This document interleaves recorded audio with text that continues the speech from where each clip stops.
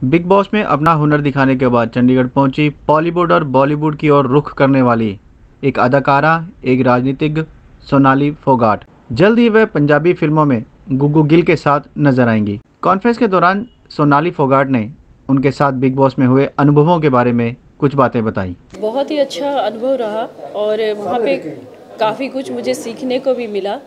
जिस तरह से कि मैंने एक शब्द वहाँ पे इस्तेमाल किया था, जिसको गाली बोला जाता है, कि आपने गाली दी और उस पे जो रिएक्ट किया उन लोगों ने बहुत ही बुरा था।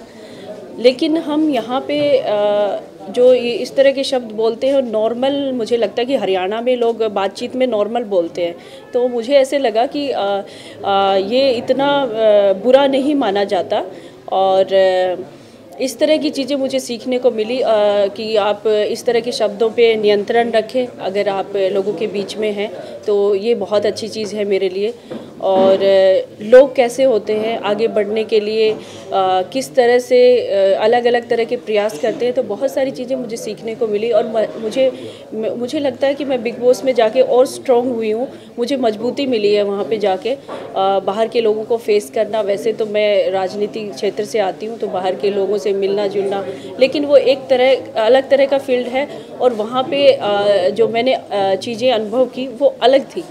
वहाँ पर इतने सारे कंटेस्टेंट थे आपके, अगर हम दोस्त की बात करें तो कौन आपके दोस्त बने और कौन ऐसे दुश्मन है कि आप किसी से मिलना ही ना चाहें? देखिए, सबसे अच्छा दोस्त जिसको मैं कहूँगी राहुल वैद्य से मेरी दोस्ती हुई। और दुश्मन मैं किसी को नहीं कहूँगी, क्योंकि बिग बॉस का घर ऐसा ही है कि वहाँ जाते ही दिमाग घूम जाता है और आप कई ऐसी हरकतें करने पे मजबूर हो जाते हो जो आप कभी करना ही नहीं चाहते, दूसरे लोग भी करते हैं। तो वहाँ पे जैसे रुबीना जी मेरे हर मामले में आ जाती थी, तो मैंने रुबीना जी को कई बार कई चीज़ें कही भी, सुनाना भी पड़ा मुझे। और आते समय मैंने अभिनव जी और रुबीना जी से अलग से बात भी की और मैंने अभिनव जी को कहा भी कि आप बहुत अच्छे व्यक्ति हैं, बहुत अच्छे इंसान हैं और बड़ी समझ रखते हैं। उनका रुबीना जी का टेम्पर हाई जल्दी हो जाता है, तो फिर भी मैंने उनको कहा कि जो घर की बातें हैं वो घर में ही रहेंगी और बाहर हम मिलेंगे भी और अच्छी दोस्ती रखेंगे। तो उन लोगों ने सहमति जताई इसमें और सब लोगों से मेरी दोस्ती रहेगी, ऐसा कोई नहीं है कि किसी से मेरी दुश्मनी हो। आप किसे देखते हैं फाइनल में, कौन जीत पाएगा? देखिए, मैं राहुल वैद्य को देखती हूँ और बहुत ही स्ट्रॉन्ग कंटेस्टेंट मैं मानती हूँ राहुल वैद्य को, क्योंकि जिस तरीके से वो खेल रहे हैं वैसा मेरे ख्याल से कोई भी नहीं है वहाँ पे। एक सोनाली, अली गोनी से आपका काफ़ी लगाव जो है वो नज़र आया, हम उसे किस तरीके से देखें?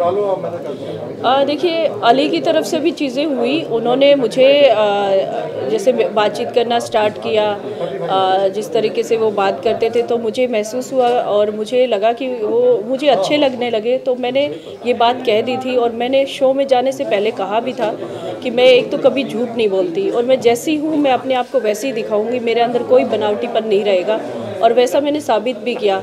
जैसा मैंने महसूस किया अली के लिए वैसा मैंने बताया और मैंने ये क्लियर भी किया कि मेरी कुछ सीमाएं हैं, उसको मैं क्रॉस नहीं कर सकती। लेकिन अली ने मुझे आते समय ज़रूर कहा कि मैं आपके साथ डेट पे जाना चाहता हूँ, लेकिन मैंने उसी समय कह दिया था कि अली, मैं बाहर आने के बाद शायद आपसे ना मिलूँ, क्योंकि मैं अपनी सीमाओं का उल्लंघन नहीं कर सकती।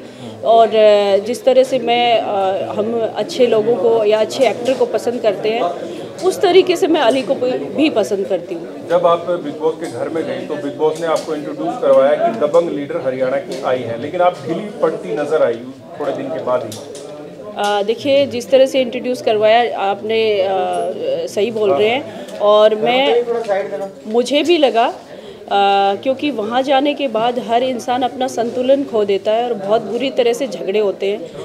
और उन लोगों ने जितनी मुझे रिस्पेक्ट दी वहाँ जाने के बाद, तो मुझे नहीं लगा कि किसी को भी मुझे ऐसा जवाब देना चाहिए कि जिससे मेरा मनमुटाव हो और झगड़ा हो। मैं नहीं करना चाहती थी और गलत तरीके से जवाब नहीं देना चाहती थी। और हम गलत तरीके से जवाब दें, मारपीट करें या गालियाँ निकालें, वो कोई दबंग नहीं कहलाता, कभी नहीं कहलाता। एक सोनाली, क्योंकि आप राजनेता भी हैं और बीजेपी में हैं, आगे हम किस तरीके से देखें आपका राजनीतिक करियर? आप फोकस ज़्यादा करेंगी या फिर फिल्मों पे या बॉलीवुड इंडस्ट्री में ज़्यादा? देखिए, जब से मैं राजनीति और अभिनय क्षेत्र की शुरुआत मैंने की, तो दोनों चीज़ें मेरी साथ साथ चली, लेकिन मैंने अभिनय को कम समय दिया और राजनीति को ज़्यादा समय दिया। तो ये 12-13 साल से मैं सक्रिय हूँ राजनीति में, तो और ये तो छोड़ने का तो सवाल ही पैदा नहीं होता। ये मेरे हमेशा प्रायोरिटी रहेगी, मेरी विधानसभा। और उसके बाद मैं समय निकालूंगी जो मुझे काम मिला है अभी, जैसे कि पंजाबी फिल्म है और एक हिंदी फिल्म के लिए भी है, और दूसरा जो भी मुझे काम अच्छा मिल रहा है तो उसको मैं ज़रूर जाके करने वाली हूँ। अभी आप बिग बॉस के घर से बाहर आ चुकी हैं, किसी बीजेपी लीडर से आप मिली हैं और क्या किसी बीजेपी लीडर ने आपको कुछ उसके बाद कहा है? हाँ बिल्कुल, मेरी बातचीत भी हुई है फ़ोन के माध्यम से भी।